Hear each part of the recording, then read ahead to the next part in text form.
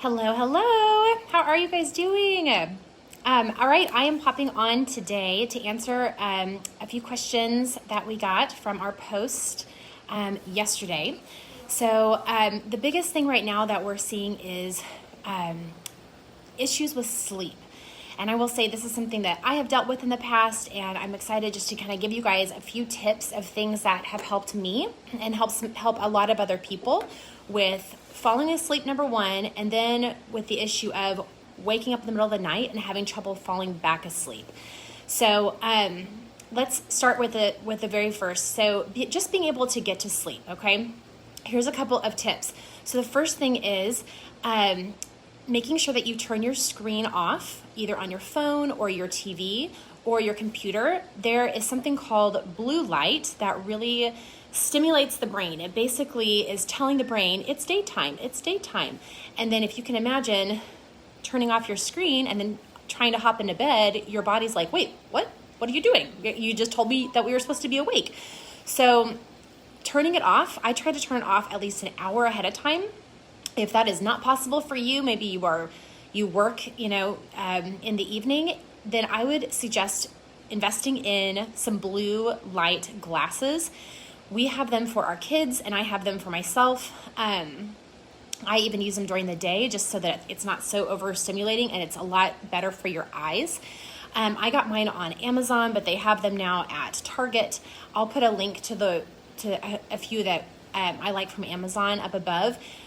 The other thing that a friend of mine was telling me about is she has blue light blockers on her kids' screens. With so many kids, my kids included, doing virtual school now, you can actually get screens for your tablets or for your computer, which I thought was really cool. So she's had good luck with it. I will post a link to that up above here too. I need to invest in that. So number one is turning off your screens. The second thing that you guys might not have heard about, because I just learned about it over the summer, is sleepy dust. So this is literally going to cost you pennies to put together. But the idea is a 5-to-1 ratio of sugar to salt, okay? And we're not talking about table salt that's been bleached. We're talking about sea salt or Himalayan salt, 5-to-1 sugar to salt, okay?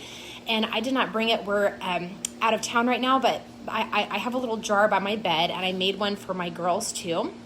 So it's, you literally just take a pinch of it before you go to sleep and put it right underneath your tongue. Like, you could do it 30 minutes before bed if you want to. I just literally crawl into bed, and it's part of my evening routine where I'll just do a little pinch underneath my tongue. But the idea with this is the glucose from the sugar and the sodium from the salt is exactly what your adrenals need sometimes to calm down. So it's our adrenals most of the time that cause us to, when we lay down, to be like, I'm exhausted, why can't I go to sleep? Or 3 o'clock in the morning and you're like, why can't I go back to sleep? It's a lot of times your adrenals are really taxed, and even your metabolism isn't working properly because of stress, okay? So simple to do. I know it sounds crazy, but it's called sleepy dust, and a friend of mine told me about it, that her doctor had told her about it, and they've been using it for years. So just a little pinch right underneath the tongue, really great, especially for if you if you tend to wake up between 2 to 4 a.m. That is like the window of time in the at night when your adrenals are really exhausted. So literally doing a little pinch of the sleepy dust helps to calm those adrenals down to say, it's time to go back to sleep, right? So, and you can absolutely do this with kids too. It's sugar and salt. So, okay. So, that was the sleepy dust. The other thing that I do right before I go to bed, besides turning off the screens, is I will either sit and just sit still for a little while. You can call this meditating. You can call this praying. You can call this just literally sitting for a couple of minutes, literally. And it literally just helps my brain to calm down.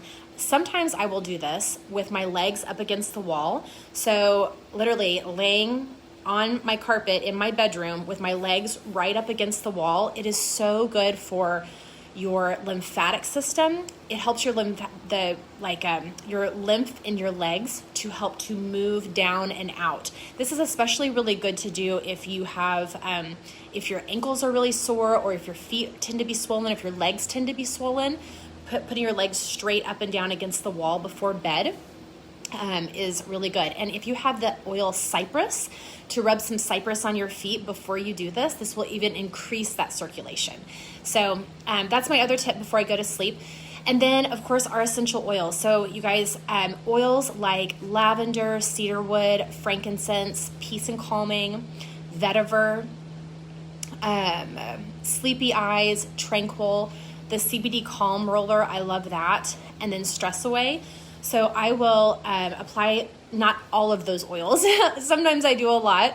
I have a whole collection by my nightstand, but I'll apply them to my wrists, over my heart, on and behind my ears. I'll do a couple drops of like frankincense or lavender right on the tops of my head. And then remember your feet. Your feet have the VitaFlex points, so rubbing some oils on your big toe and on the bottoms of your feet, giving your feet like a little massage is really helpful. So, and then of course diffusing.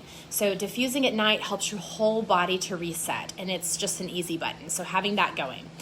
And then lastly, magnesium. Okay, so magnesium is something that so many people are deficient in, and it is so easy to make sure that we are getting enough of this. We just have to remember to do it. So I have a great magnesium lotion that I get off of Amazon, and I will rub that on my legs and my feet before bed, just like a little pea-size amount. The other thing that I take before bed is Super Cal Plus. So Super Cal Plus is a Young Living supplement that has magnesium and calcium in it, so it's the right proportion. And I take this around 45 to 30 minutes before I go to sleep, so I kind of have a routine. It's one of the first things I do. But getting that magnesium in really helps my body to say, time to relax. And then you guys, Epsom salt baths. So, we call these detox baths with the Epsom salts, baking soda, and hydrogen peroxide. But even if you can just do Epsom salt baths, such a great way to get that mineral in your body. And you guys, I was at Target the other day, and the only Epsom salts they sold were fragranced ones, like ones with these fake fragrances. So make sure that you're getting plain Epsom salts. I get them from Costco in bulk. I'm sure Sam's has them as well. But big things of Epsom salts, I do about 4 cups into a bath. Even if you did like 2 cups into a bath with a drop of lavender, that would be a really great way to get your magnesium in as well. And this is really important for kids too. They can be deficient in magnesium as well. So those are just some simple ways to get the magnesium in you. So that kind of helps with the sleep. And again, if you find that you are waking up in the middle of the night, you might also have ramped up cortisol. And you can get that checked by doing a cortisol test. It's a saliva test. I had that done when I had adrenal fatigue. So we have a supplement called Cortistop, where if you find that your cortisol is really, really high, cortisol is the stress hormone, and if it's really, really high, Cortistop can be an amazing help to lower that cortisol naturally, okay?